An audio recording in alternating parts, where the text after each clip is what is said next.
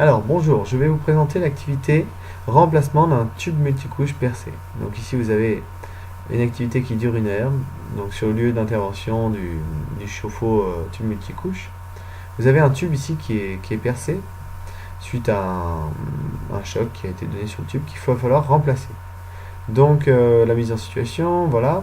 Vous avez les prérequis, donc c'est ce que vous devez savoir avant de commencer l'activité. Vous devez savoir faire un centrage à 90 et vous devez connaître la procédure pour mettre en service une installation sanitaire.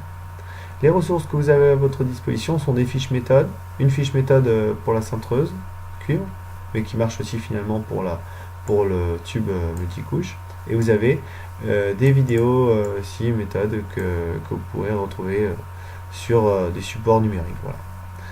Voilà. Vous allez ici mettre en œuvre des compétences. Donc en fait vous avez des questions qui sont posées. Donc par exemple, voilà, elles sont listées ici. La question numéro 1, vous allez mesurer le diamètre du tube et la longueur du tube nécessaire. Donc finalement, lorsque vous faites cette activité-là, vous allez relever des cotes. Et donc si c'est plus ou moins bien réussi, vous allez avoir une évaluation qui va être faite ici. Donc si vraiment vous y arrivez tout seul, avec autonomie complète, si vous avez besoin d'aide, un petit peu, mais vous avez compris comment faire. Si vous avez besoin d'aide un peu plus, et là du coup vous avez moyennement compris, bon, ça commence à venir, mais c'est pas encore tout à fait acquis, on va dire. Et là vraiment, même si on essaie de vous expliquer, vous n'y arrivez pas, donc c'est non acquis.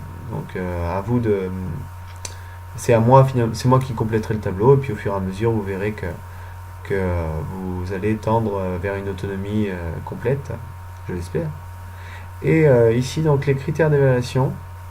Donc respect des consignes, voilà, si c'est plus ou moins bien acquis, autonomie, règles de sécurité respectées, et respect des contraintes horaires, voilà, si vous respectez bien le temps donné. Voilà.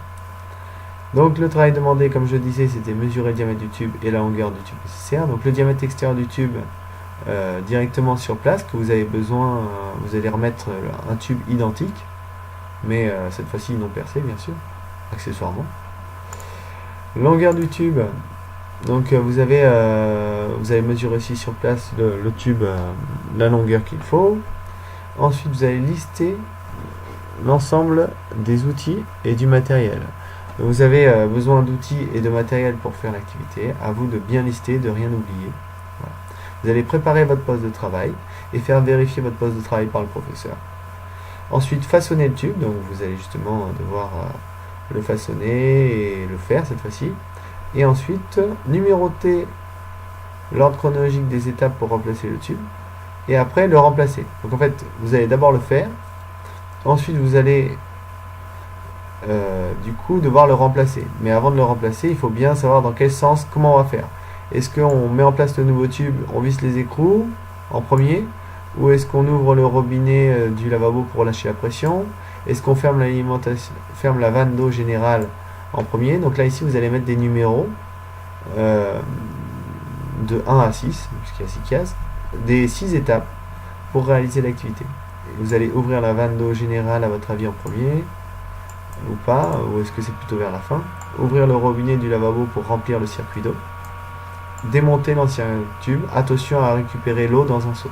Voilà. Donc ça peut être aussi intéressant de regarder les étapes déjà avant de lister les outils aussi, de lire toute l'activité avant de commencer à compléter les cases. Toujours lire l'ensemble de l'activité, ça permet d'avoir une vue globale sur ce qu'il y a à faire et d'être plus efficace finalement. Remplacer le tube, donc voilà, cette fois-ci vous remplacez le tube.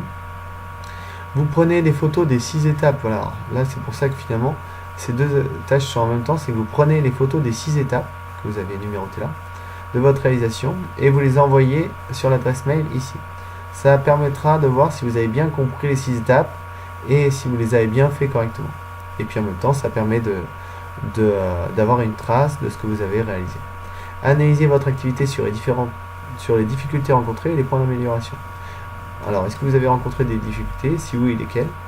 Et si l'activité était à refaire, que changeriez-vous? Finalement, donnez les points d'amélioration. Sachant qu'il y a toujours des points d'amélioration, donc je veux que cette case soit toujours remplie. Voilà. Et donc, je vous souhaite bon courage pour l'activité.